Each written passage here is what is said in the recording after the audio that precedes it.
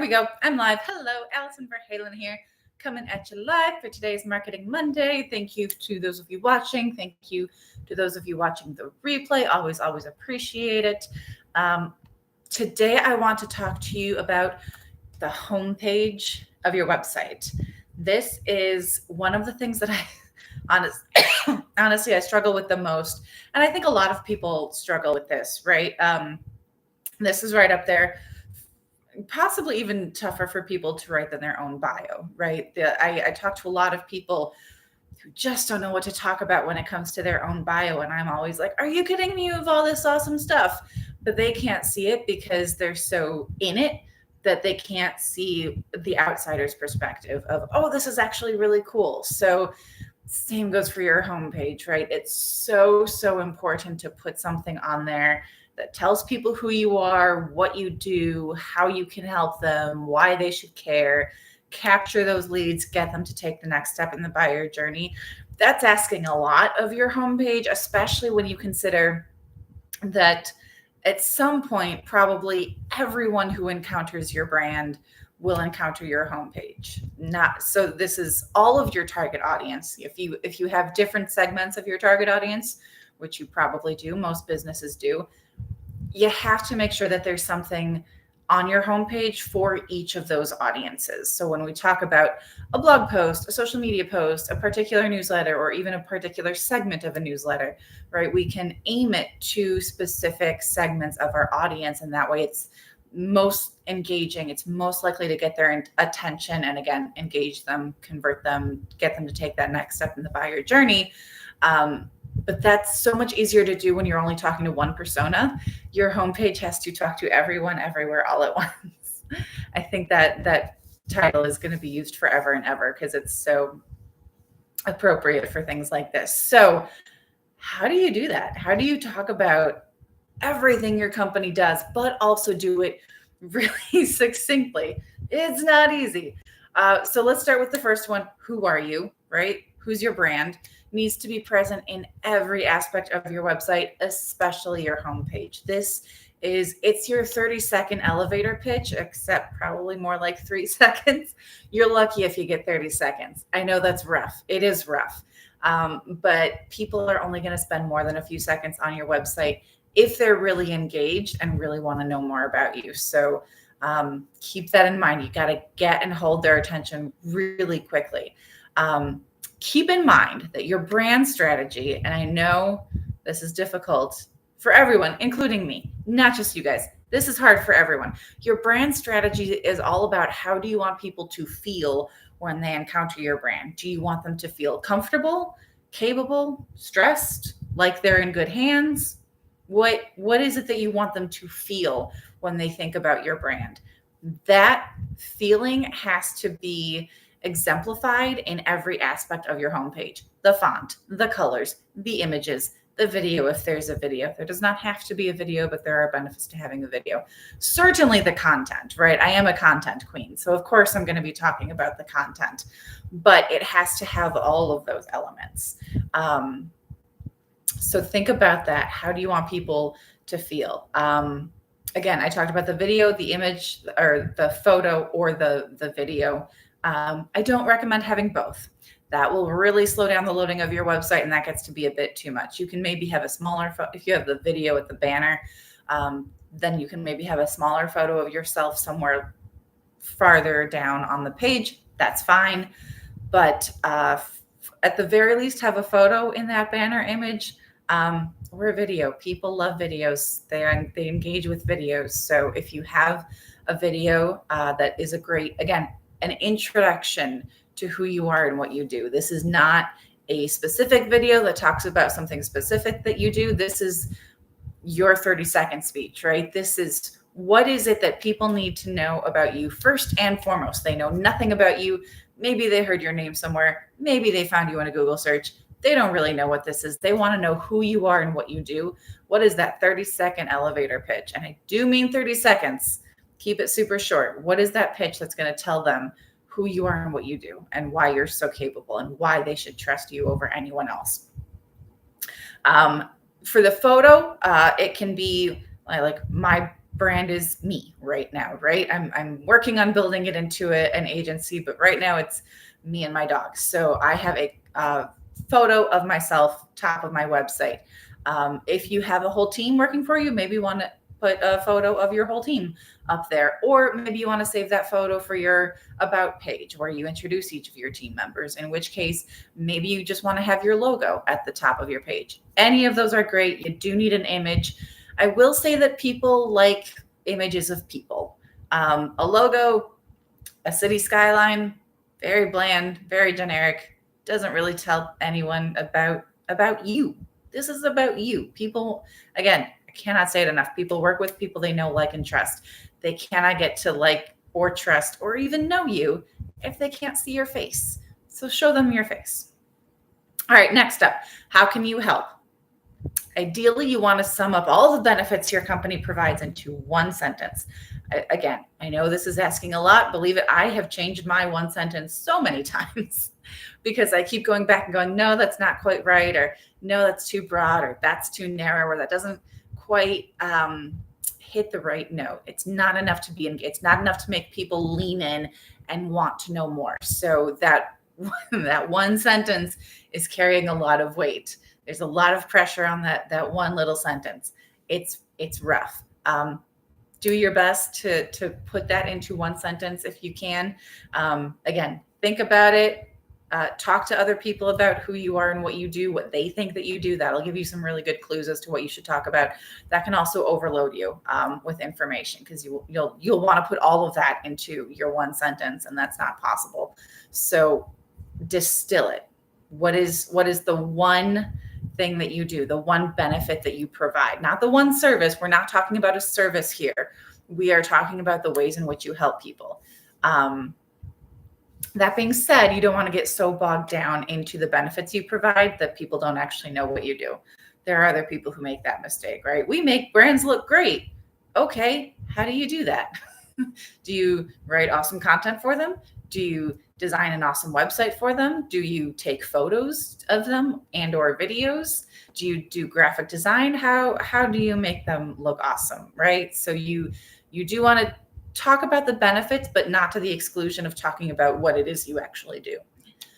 All right, above the fold. I cannot believe we're talking about this in the digital age, but here we go. We've got above the fold. So if you're younger than a millennial, right, you might not even know what above the fold means. It means that back in the day, when I was your age, we got physical newspapers delivered to our doorstep, and they were folded.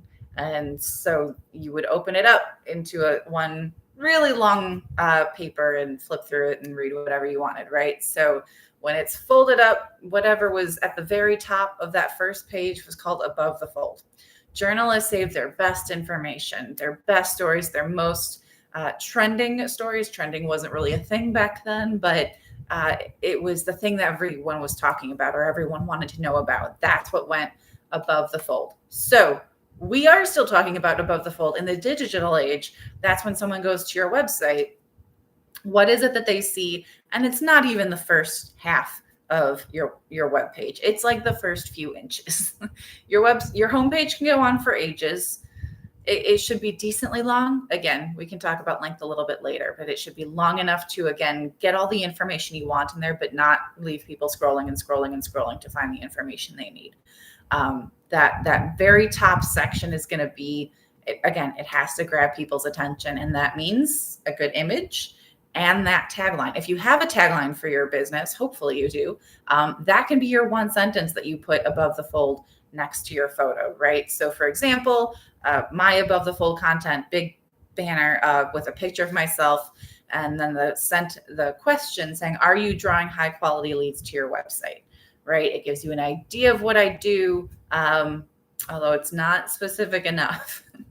That's why people have to scroll down to learn more, but it's engaging, it's eye-catching, because people who are not drawing high quality leads to their website or not enough high quality leads, they're going to want to know how they can do that. So keep that in mind as well, that for your above the fold content, you can make it kind of a good question that will make people, again, make them lean in, make them keep scrolling. If that above the fold content does not get them interested, engaged, they're going to click away before reading anything else or looking at anything else. They're not even going to bother scrolling down. You only have literally less than 10 seconds to grab people's attention in this day and age. It is not fair. I know it's a tough task, but it is so, so important that you get their attention right away. Speaking of which, call to action. Again, this one is tough for a homepage because you don't know. I mean, you usually know where people are in the buyer journey. They're very early in the buyer journey. Again, this is when they're just finding out who you are, what you do. But again, you've got all members of your audience, all of your different sub audiences checking out your homepage. So a webinar or a blog post or a video that is a great call to action for some person might not be a great call to action for another part of your audience. They might want to go check out something else. So how do you know what that call to action is? The homepage, I would say, is the one place where it's okay to have more than one call to action. This is most of the time when people come to your website, your homepage, this is where they're going to then figure out where and how to explore your website. How are they going to find out more information about you?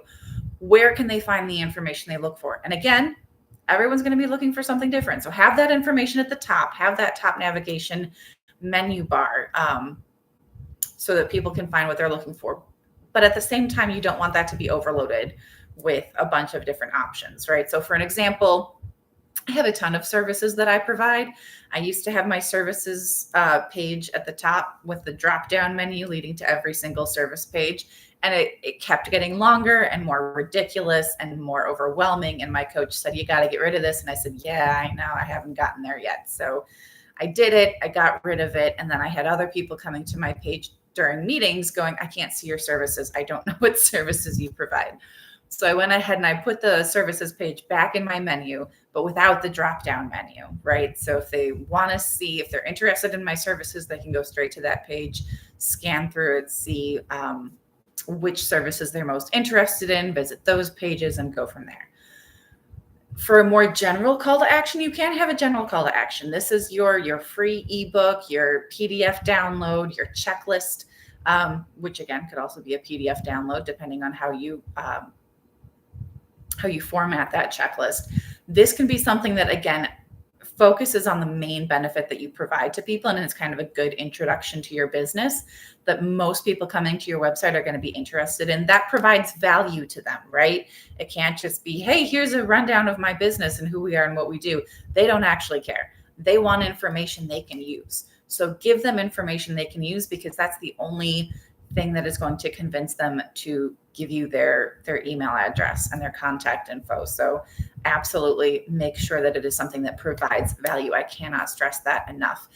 I also have it as a pop-up on my website on every page, really, as soon as the cursor goes to the browser, they see this pop-up saying, hey, before you go, if you want this download, here it is. And then it's just one line where they put in their email address, and they are on my newsletter and they get access to that download. So that is a super easy way to capture all of those leads. Next, how can we find out more? So again, this is part of your call to action. It's a little bit different just because some people are going to be a little more self-directed than others. Like I said, they want to look at that menu.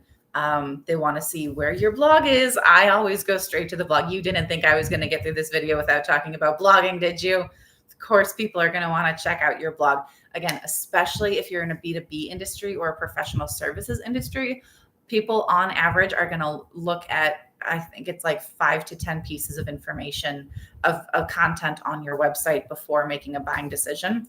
They're going to go straight to your blog. They want to know about updates in your industry. They want to know what you know about your industry. They want to know what tips and resources and advice you're providing, if it makes sense to them, if it makes them go, huh, that doesn't make any sense. So absolutely have an easy way for people to find out more about you. And again, the about page, do not hide yourself. Have it really easy to find out more about you. And again, if it's a big team, show off your whole team. Absolutely put it on there. Make it really easy for people to find out more about you and your team. You can also, again, there's that top navigation menu. Other people will kind of break their homepage into chunks where you have a little bit of information about you and your team, and then a button where you can click and go to the homepage or to that about page. That's a great way to again, kind of lead people through the buyer journey. A lot of people are going to scroll through your homepage, get an idea of who you are and what you do. And if they see something that engages them, whether it's that about page, whether it's something about your webinars. I was just talking to someone like an hour ago we were chatting, and she was on my website while we were chatting on Zoom, and she's like, "Oh, you give a lot of webinars." I was like, "Yeah, I do." And I make it really easy for people to find those webinars, right? It's right there at the top of my page, and you can go and click and either register or go straight to the video and watch the video of past webinars that I've done. So again, make it really easy for them to find the information they're looking for. Testimony or no testimony, this is a big one. So I am a fan of testimonials, and if they're done well on a website, they can be really effective. It's just that I tend to find they go better on a portfolio page and or a services page. So when you're talking about a service you provide, having a testimonial go along with that is going to be so much more effective for your content, because people are going to see that and it's going to draw them in, and they're going to go, "Oh, this isn't just Allison telling me how awesome she is. This is Michelle Smith over here telling me how awesome Allison is. So Allison must really be awesome because she has all these people talking about how awesome she is." Great buy-in, great social proof, love testimonials. I don't always love the way that they're done on homepages. Your two options are either you put them all up there all at once, and they take up a whole lot of space, and it's very overwhelming, and people don't know what to read first. Not great. Your other option is a carousel, which also has its drawbacks, because you tend to have carousels that move faster than people can read, especially if you have a big, juicy testimonial. So I tend not to like that either. Again, if you do have a carousel, give it a pause option so that people can pause it and click back and forth, so they have enough time to read every testimonial, as much time as they need. And then they can click through to the next one or back to the previous one at their leisure. Make it really easy for them to interact with your website and consume their content on their terms and at their speed. If you try to rush them, that's a great way to turn people off. But absolutely 100% always include testimonials on your portfolio and certainly your services page. So that is it. That is everything I have to say to you today about creating an awesome homepage for your website. I know it's not easy. I know it's overwhelming. There are a lot of different pieces. If you have any questions about this, please do not hesitate to reach out to me. I can talk about this all day. So again, you can reach me at my website is AV, as in my initials, Allison Verhalen. So that is avwritingservices.com. And you can reach me directly at info@avwritingservices.com. That's it. Have a great weekend. Happy blogging, everyone.